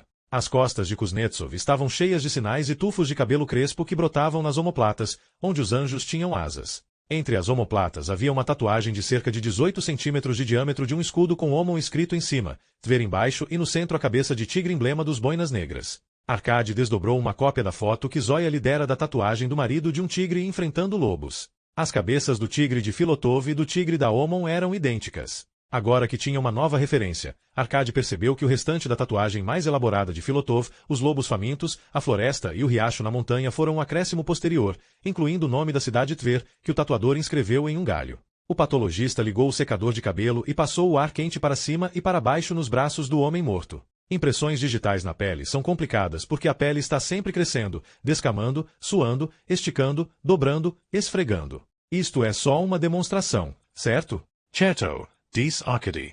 O patologista inseriu um tubo de plástico no tampão de borracha em uma das extremidades do cilindro, removeu o tampão da outra, enfiou a ponta solta do tubo entre os lábios e soprou. Soprou suavemente enquanto movia a ponta aberta da flauta para cima e para baixo sobre os braços do homem morto, expelindo vapores de iodo aquecido que se combinariam com os olhos da pele para tornar visíveis impressões digitais, uma tarefa simples que exigia cuidado porque os vapores de iodo corroem até metal e podem lesar o tecido sensível da boca. Como uma foto sendo revelada, as impressões da palma, do punho e dos dedos de mãos grandes apareceram em tom sépia em volta dos pulsos de Kuznetsov. Platonov ficou entusiasmado. Você descobriu o que estava procurando. Borrada, disse o patologista. Muitos apertos e torções, nem uma única impressão digital útil. De certa forma, era o pior resultado possível, pensou Arcade, mais uma questão de temores confirmados do que de conhecimento adquirido. Seu celular tocou, uma mensagem de texto, encontro urgente, você sabe onde. Tinha de ser de Vitor. Arcade acusou o recebimento da ligação e se voltou para a esposa de Kuznetsov. Estava da cor indeterminada de um tapete velho e possivelmente era assim o que ela tinha sido em vida, pensou Arcade, com suas feridas e hematomas, uma coisa na qual Kuznetsov tinha limpado suas botas. Sua cabeça se curvava rigidamente para trás, boca e olhos escancarados. Alguém pode engolir a própria língua? Platonov perguntou. O patologista disse. A língua é um músculo fixado com firmeza na base da boca. Não pode ser engolida. Tem sangue seco nas narinas dela, disse Arcade. Ela não morreu de sangramento no nariz. Então, o que aconteceu? Ela não parece feliz. Entre falência congestiva do coração, pneumonia, diabetes, cirrose hepática e a quantidade de álcool em seu organismo, quem sabe? O coração dela parou. Devo passar o vapor nela também? Por favor. O patologista tocou a flauta sobre seus braços e não encontrou impressões, borradas ou não.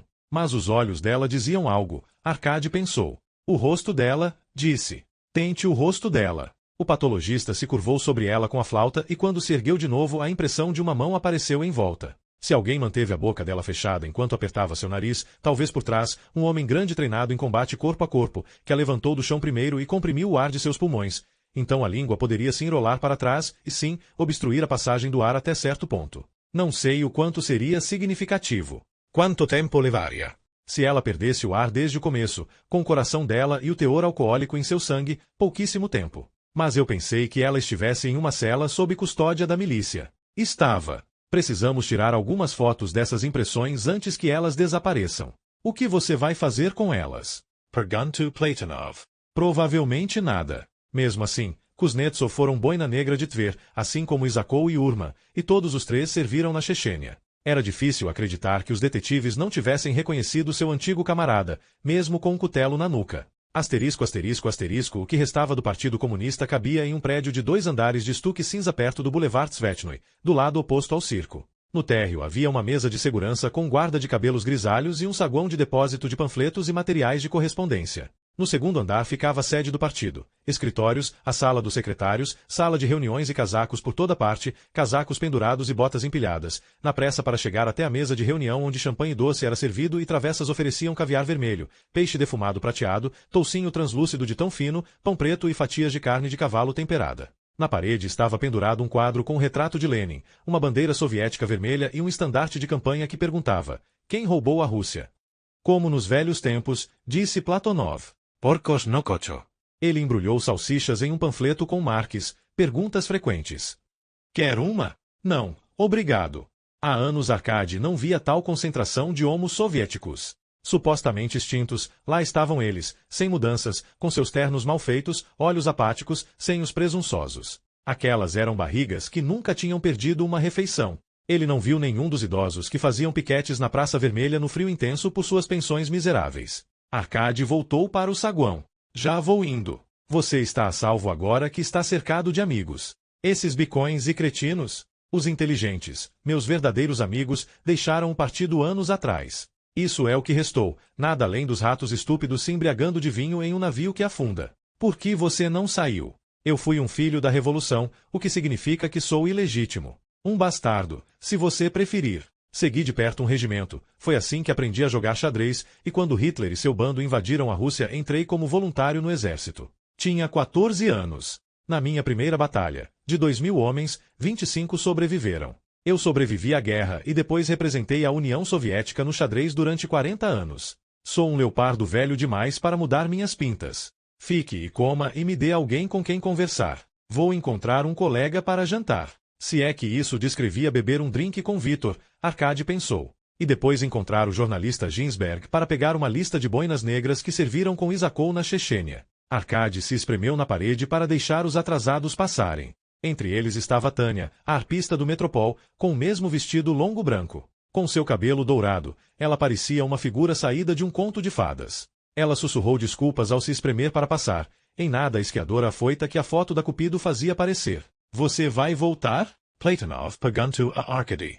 Vai ser uma noite curta, tenho de estar em forma amanhã. Nosso grande mestre Ilya Sergeevich vai a um torneio de xadrez e dará a honra de jogar com o vencedor. Um homem baixinho e roliço sacudia o cotovelo de Platonov.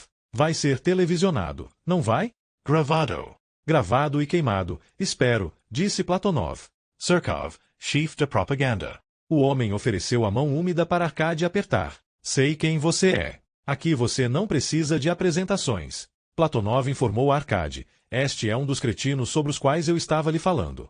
Surkov disse, o grande mestre é um de nossos membros mais renomados e respeitados. Uma ligação com o passado. Ele está sempre brincando. O fato é que somos um partido completamente diferente hoje. Dinâmico, aberto e disposto a se ajustar. Desde que puxaram a descarga conosco na latrina, Platonov murmurou.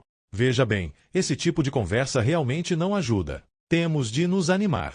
Estamos oferecendo ao povo uma escolha, Surkov disse para Arkady, que se dirigia à porta. O único pesar de Arkady era que na hora em que voltasse Tânia já teria ido embora. Estava menos atraído do que curioso. Alguma coisa nela era familiar, algo além de esquiar ou dedilhar as cordas de uma harpa. Asterisco, asterisco, asterisco. Enquanto dirigia, Arkady passou pela estátua de um palhaço em um monociclo instalada no bulevar para assinalar o circo. Com a neve girando ao redor do palhaço, para Arkady ele parecia pedalar ora em direção ao circo, ora em direção aos escritórios do partido, se curvando para a comédia de pancadaria e depois para a farsa. O gondoleiro exibia murais do Grande Canal, mas o restaurante ficava na Rua Petroca, a meia quadra do quartel-general da milícia, e os fregueses regulares eram detetives que vinham se embebedar. O pedido normal era 100 ml de vodka em um dia bom e 200 ml em um dia ruim. Os frequentadores do bar eram reforçados pelos oficiais da OMON, com seus uniformes camuflados de azul e preto, celebrando a absolvição da acusação de homicídio do ex-colega Igor Borodin. Gritos de entrega de pizza provocavam grandes risadas e o clamor tinham feito Victor ir para uma mesa nos fundos, onde estava sentado como uma aranha chocando. Quando Arkady se juntou a ele, Victor indicou a vasta distância até o bar e disse, me sinto muito longe das tetas da minha mãe. Você parece bem servido. O antebraço de Victor protegia uma garrafa. Você não tem nenhuma compaixão, investigador Renko. É uma pessoa sem compaixão. Se você está bebendo no bar, a garrafa está bem ali ao seu alcance. Sente-se em uma mesa aqui atrás e pode morrer de sede esperando ser servido. Abutres podem descarnar seus ossos, ninguém notará. É um quadro triste. É isso que você ficou fazendo o dia todo? Victor perguntou a alguém invisível. Você já reparou como as pessoas sóbrias podem ser presunçosas? Arkady olhou para o bar. Em geral, os detetives tendiam a ser homens mais velhos, razoavelmente silenciosos, muitas vezes acima do peso, cinzas de cigarro na frente dos suéteres e um revólver enfiado atrás. Em comparação, os boinas negras com seus uniformes azuis e pretos e revólveres nos coldres eram jovens e cheios de músculos. Havia também civis, mulheres e homens, que gostavam de confraternizar com a polícia, lhes pagar uma bebida e escutar uma história. Que multidão esta noite! É sexta-feira. Certo. É sempre bom saber o dia, Arkady pensou. Dia Internacional das Mulheres, na verdade. Acho que não conheço nenhuma mulher. E Luba? Minha mulher?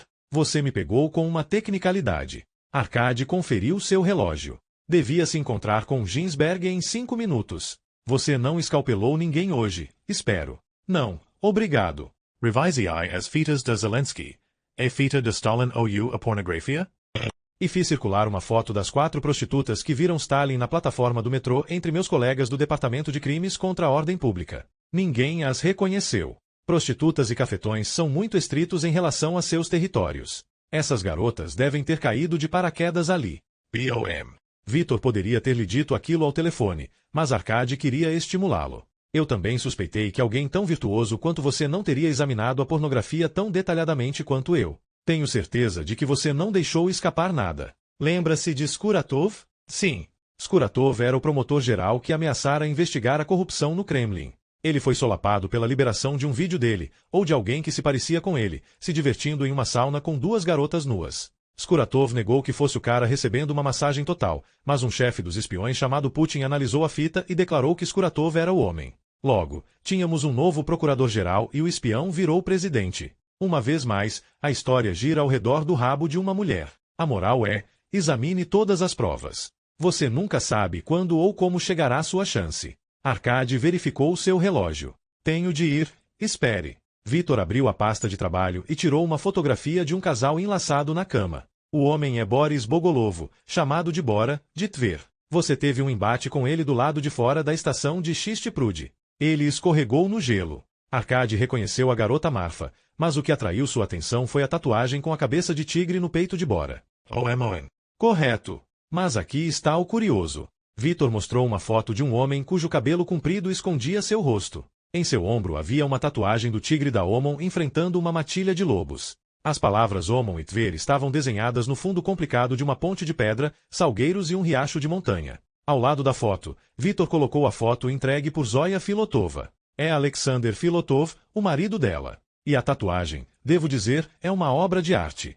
Ou o centro do alvo. Ao sair, Arkady teve de se espremer entre os boinas negras que bebiam no bar. Eram homens de bom tamanho, que bebiam juntos, batendo os copos no balcão, deixavam o barman despejar vodka até a borda e, ao dizer agora, entornavam a bebida de um gole. Trabalho difícil. Todos os homens estavam suando e com o rosto vermelho. Entrega de pizza. O perdedor gritava. A brincadeira nunca deixava de ser engraçada.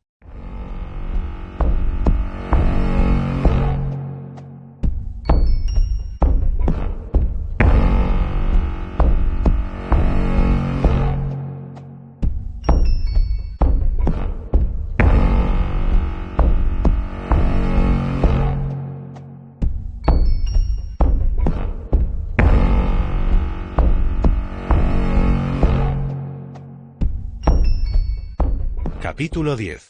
A primeira reação de muitos russos quando a Chechênia se declarou uma nação independente foi rir. O mundo criminoso de Moscou era tão dominado pela máfia chechena que o anúncio foi visto como nada além de uma gangue se declarando um governo. O problema era que os chechenos acreditaram na declaração e, mais de 10 anos depois, a guerra prosseguia. Arkady nunca tentará extrair de Eva informações sobre seu passado na Chechênia, não de forma eficaz. Quando a guerra surgia nas conversas, ela sempre ficava em silêncio. Tudo o que ela dizia era que ia de motocicleta de aldeia em aldeia para fazer suas rondas. Fazia isso soar como um passeio dominical. Outros chamavam a rota de corredor dos franco-atiradores. Algumas questões pediam atenção. Se ela entrará no conflito do lado dos rebeldes, como acabou se unindo às tropas russas? Quanto tempo tinha ficado com Isakov? Até que ponto Arkady se tornará uma figura ridícula? Atrasado para seu encontro, se ele corresse até a Praça Mayakovsky, seus pulmões explodiriam? Não havia sinal de Ginsberg na estátua de Mayakovsky. O vigoroso poeta da Revolução se avultava sobre ele, um braço de bronze levantado contra a neve. Arkady se perguntou se o jornalista estaria vindo de metrô ou de carro. A multidão do metrô talvez fosse insuportável para um corcunda e um táxi estaria preso no trânsito do qual Arkady escapara ao estacionar seu carro no meio da rua e pedir ao guarda de trânsito que o vigiasse. Ainda assim, ele estava meia hora atrasado e temia que Ginsberg fosse o primeiro russo pontual da história. Arkady puxou o colarinho de sua japona. O calor dos postes de aquecimento dos cafés ao ar livre era convidativo. Ele e Ginsberg podiam se sentar debaixo de um deles e se aquecer como torradas. Na segunda volta pela praça, Arkady notou 2 carros da milícia com os faróis apagados bloqueando uma esquina onde um limpa-neve estava operando. A máquina ia e vinha sem sair do lugar. Quando Arkady se aproximou, um policial saiu do carro mais próximo para interceptá-lo. Um acidente? Ele mostrou sua identificação. Sim, com uma insinuação disse Manda. Onde estão os carros? Não tem carros. Então por que vocês não liberam o tráfego? Não posso dar nenhuma informação. Arkady não viu partes de metal nem vidros quebrados na rua. Um pedestre? Perguntou. Um bêbado. Estava deitado na rua quando os limpa-neves passaram. Com a neve caindo e neve saindo das lâminas, os motoristas não veem muito.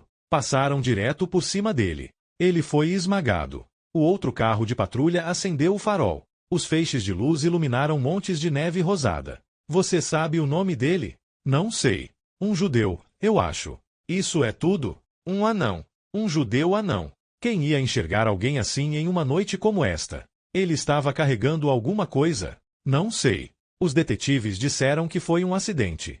OS Detectives, Issakoff e Ehrman? O oficial voltou até o carro para verificar. A máquina amontoava e raspava a neve, transformando-a em um mármore rosado. Ele gritou sobre o teto do carro. Sim.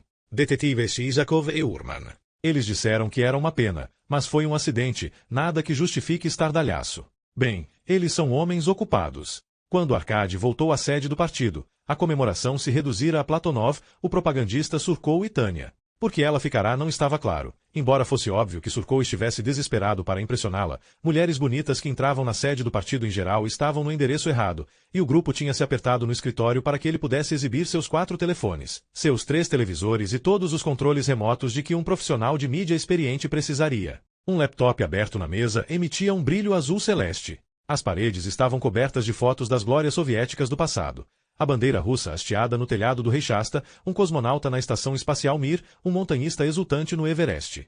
Um estojo de vidro guardava um sabre dourado da Síria e uma placa de prata da Palestina, os últimos tributos feitos ao partido. Arkady queria dizer algo sobre Ginsberg, para registrar a morte do jornalista de alguma maneira. Era possível que Ginsberg estivesse bêbado e tivesse caído debaixo de um limpa-neve. O próprio Arkady tinha visto o homem tropeçando no meio-fio do lado de fora do tribunal. E era possível que Isakov e Urman tivessem apenas atendido o telefonema por acaso. Era possível que a lua fosse feita de queijo. A única coisa certa era que os 2 detetives estavam sempre um passo à frente dele e o que quer que Ginsberg quisesse mostrar a Arkady estava perdido.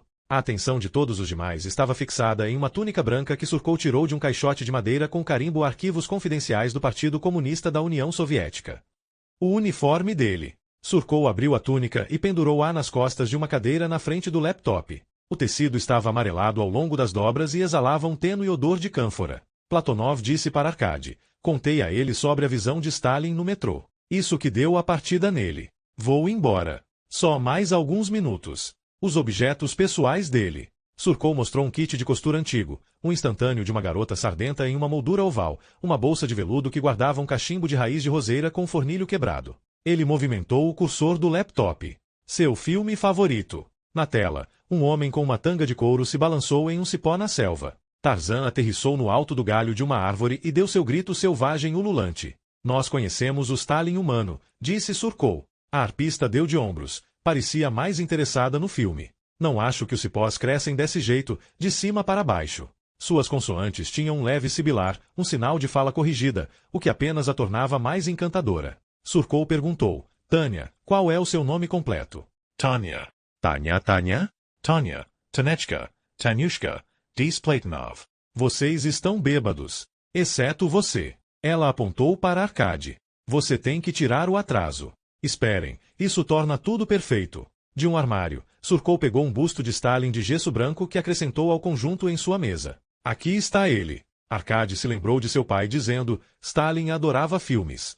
O general e Arkady estavam lustrando botas na escada nos fundos da Datsha. Arkady tinha 8 anos, vestia um calção de banho e sandálias. Seu pai tinha tirado a camisa e deixará os suspensórios pendurados. Stalin gostava de filmes de gangsters e, mais do que tudo, de Tarzan, o rei da selva. Fui jantar no Kremlin uma vez com o homem mais poderoso da Rússia. Ele fez com que todos gritassem e batessem no peito como Tarzan.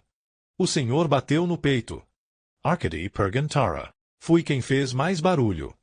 O general se levantou de súbito e uivou enquanto dava golpes no peito. Cabeças apareceram nas janelas, o que o deixou em um raro bom humor. Talvez eu deixe alguma coisa para você em meu testamento, afinal, não quer saber o que é? Sim, claro. Nas reuniões do Estado-Maior, Stalin desenha lobos, muitas e muitas vezes. Eu peguei um da cesta de lixo e algum dia esse desenho pode ser seu. Você não parece entusiasmado. Estou. Parece legal. Seu pai o olhou de cima a baixo. Você está magro demais. Ponha um pouco de carne nesses ossos. Ele puxou a orelha de Arkady com tanta força que lhe arrancou lágrimas. Seja homem. Spencer Tracy e Clark Gable. Surkou estava dizendo quais eram os favoritos de Stalin. É Charlie Chaplin.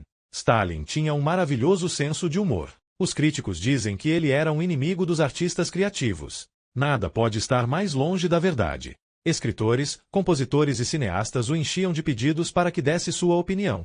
Por favor, leia meu manuscrito, camarada Stalin, e observe o meu quadro, amado camarada. Suas análises sempre acertavam o alvo. Mas nada de beijos, disse Tânia. Surkov diz, filmes soviéticos como alegres camaradas e Volga. Volga. Volga. Não precisavam de sexo. Ele tentou segurar a mão dela, mas não deu certo. Virou-se para Arkady. Aquele foi o auge do seu pai, certo? O grande mestre Platonov nos contou tudo sobre você. Homens como você fingem ser neutros e indecisos, mas como o grande mestre pode testemunhar, você não tem medo de agir.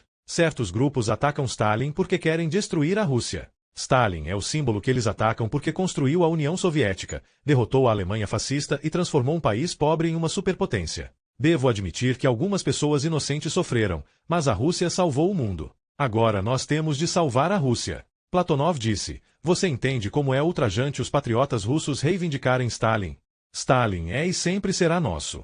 Você não acha que se ele fosse ressuscitar no metrô de Moscou, ele nos avisaria? As coisas estavam ficando um pouco demais para Arkady. Temos de ir, Tânia disse. Tire seu casaco e fique mais um pouco. Não me abandone aqui com esses incorrigíveis. Depois de todo o trabalho que eu tive para fazer você passar pelos seguranças, disse Surkou. Ele contou a Arkady. Ela tentou entrar com um rolo de fios de aço debaixo do casaco. Eram cordas para minha harpa. Arkady diz, Tanya toca harpa no Metropole.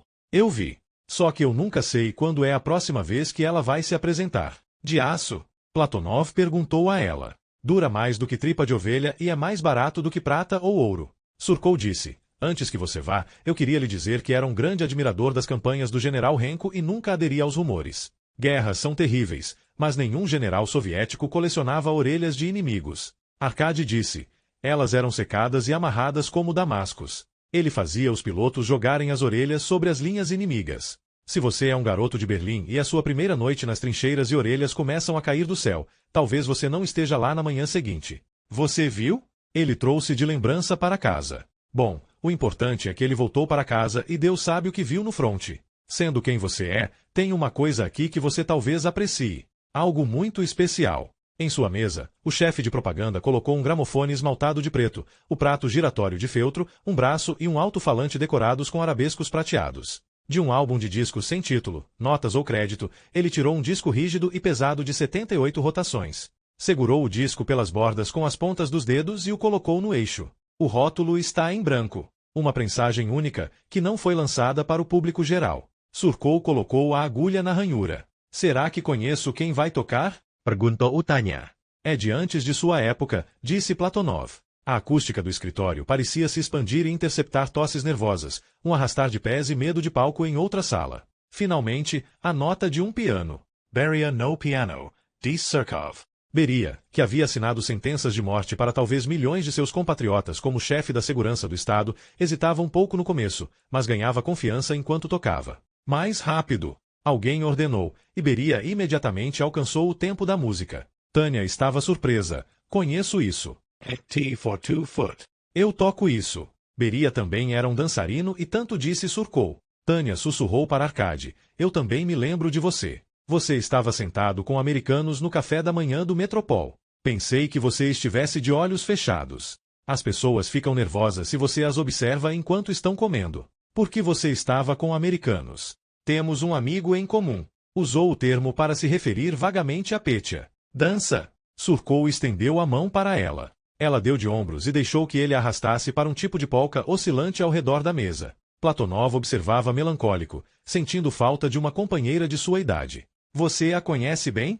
Perguntou Arkady. Nem um pouco, mas uma mulher bonita sempre enfeita um lugar. Alguma outra ameaça? Não desde que me coloquei em suas mãos. Está fazendo um excelente trabalho. A agulha rangeu. Um hino começou e Tânia se libertou de Surkou com um suspiro audível.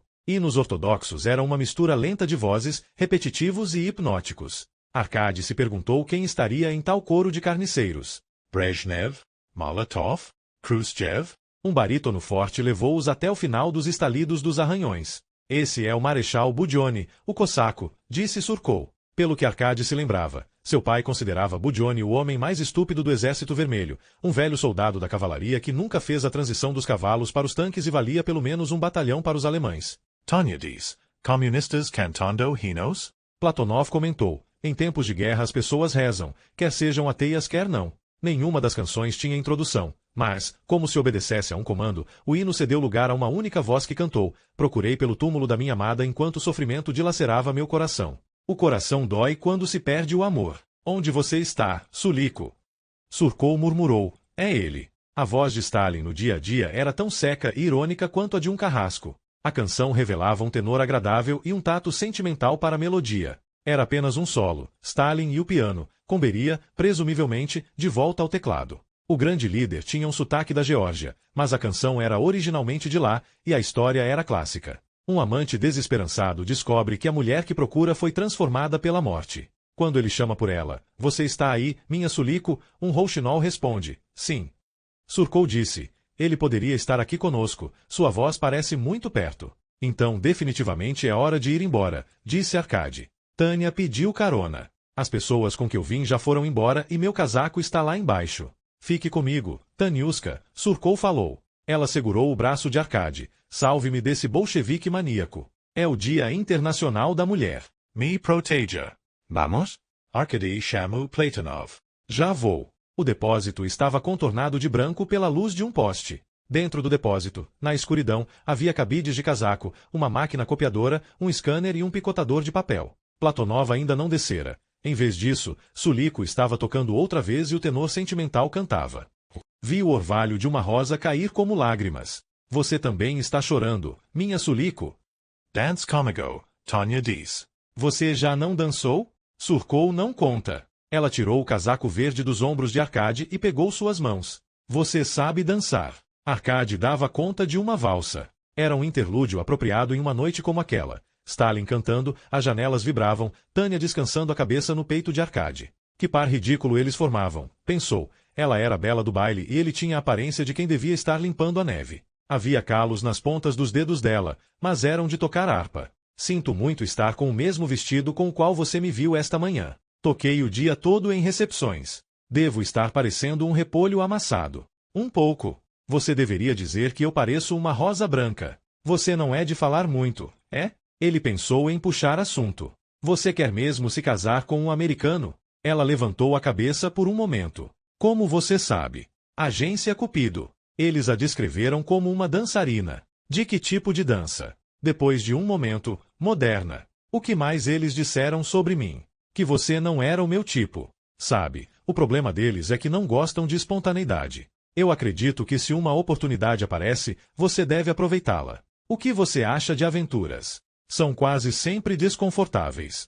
Diga-me, que tipo de amigo atraria aqui e depois iria embora sem você? Bom, agora posso contar a eles que ouvi Stalin. O nome provocou um S sibilante. É inacreditável. Conheço algumas pessoas que acabaram de ver Stalin.